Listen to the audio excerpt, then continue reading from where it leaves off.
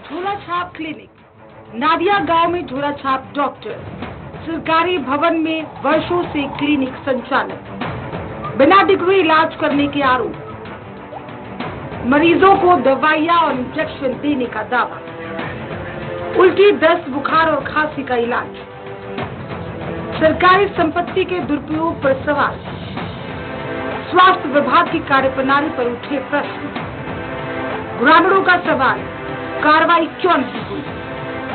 झोलाछाप डॉक्टरों पर सख्ती के दावे की खुली पोल, जांच के लिए टीम गठित करने की तैयारी, जांच के बाद कार्रवाई होगी या नहीं?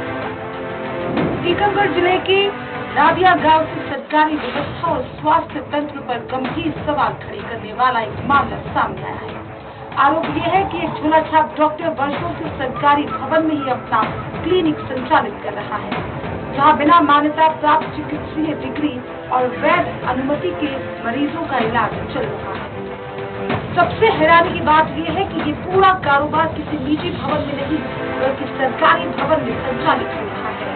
ग्रामीणों के अनुसार लंबे समय से इस क्लिनिक में उल्टी, दस्त, बुखार, खांसी सहित अन्य बीमारियों का इलाज किया जा रहा है और क्षेत्र के लोग यहाँ पहुँच गए हैं। मुझे आपके द्वारा ही ये पता चल रहा है कि वो 18 साल से बैठ रहा है, उसकी जांच करवा के देखते हैं क्या है।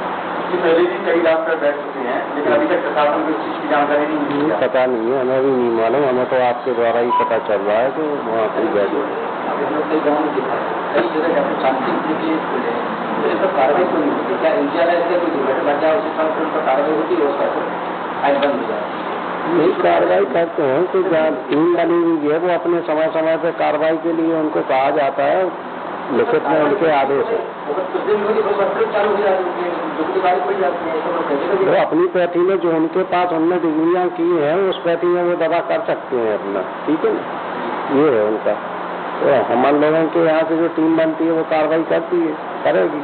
बड़ा सवाल ये भी है कि जब सरकार और स्वास्थ्य विभाग लगातार झोलाछाप डॉक्टरों के खिलाफ अभियान चलाने की बात करते हैं, तब नादिया गांव में वर्षों से संचालित इस क्लिनिक पर कार्रवाई क्यों नहीं? क्या स्वास्थ्य विभाग को इसकी जानकारी नहीं थी या फिर सब कुछ जानते हुए भी आंखें मूंद दी गई? तो मैं डॉक्टर कहता हूँ BMS करें भोपाल से। भोपाल जी, पहले कैसे चला जी। तो गांव के लोगों ने कहा कि आप यहाँ पे सरकारी भवन में आप जी डिस्पेंसरी खोलिए, वो 10-15 दिन के लिए जब तक दिन में रहते हैं। और जी, क्या क्या आपके यहाँ ट्रीटमेंट करते, क्या इलाज करते? खांसी, बुखार, जुकाम, सभी चीजों का इलाज करते। बोतल भी लगाते हैं जी, इंजेक्शन वगैरह भी सब लगाते हैं। कितने साल से कर रहे हैं? 18 साल से। 18 साल से बैठ रहे हैं जी। सरकारी भवन में अवैध रूप से क्लिनिक संचालित होने से ये सवाल भी उठ रहा है कि आखिर इस भवन का उपयोग निजी व्यवसाय के लिए करने की अनुमति किसने दी? क्या स्थानीय प्रशासन और संबंधित विभाग की जिम्मेदारी नहीं बनती कि सरकारी संपत्तियों को सही उपयोग सुनिश्चित करें, ताकि बिना अनुमति के सरकारी भवन में क्लिनिक संचालित हो रहे हो तो अब तक जिम्मेदार अधिकारियों को कार्रवाई? एक डॉक्टर और 5 साल है, एक और 5-6 साल है, मतलब 10-15 साल से है इसी भवन में? हाँ, इसी भवन में। सरकारी भवन में कैसे आप? मतलब गाँव गए कि उसने कमाई में रहने लगा, किराए से नहीं मिले तो कोई वहाँ पता आ जाए, बुखार चढ़ जाए, कभी जाए बीमारी तो देखो नहीं पहुँच पाया या ठीक होगा तो इतना सुई मुई लगा दे या गोली मोली कभी दे तो उसमें राहत मिल जाए।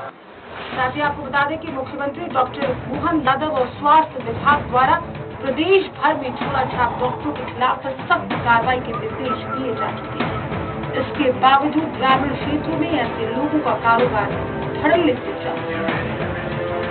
अब जब मामला सामने आया है तो हर बार की तरह अधिकारियों का ये कहना है कि उन्हें जानकारी नहीं है और जांच के लिए टीम गठित की जाएगी। लेकिन बड़ा सवाल यही है कि क्या जांच के बाद वास्तव में कार्रवाई होगी या फिर मामला भी अन्य मामलों की तरफ फाइलों में रह जाएगा।